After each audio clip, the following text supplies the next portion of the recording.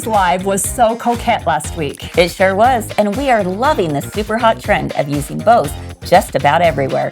We decided to show you how to make your own home decor, wire ribbons on a serger, a super cute Valentine's Day project, and a quilt that is to die for. You've got to check this show out. It's a lifestyle show brought to you by my girlfriend's quilt shop.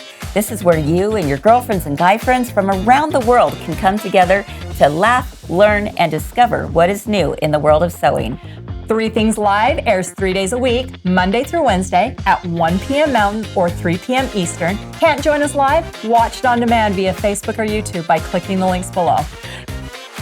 Be sure to watch 3 Things Live, where we always have something to make you smile, Something to learn, and something to discover.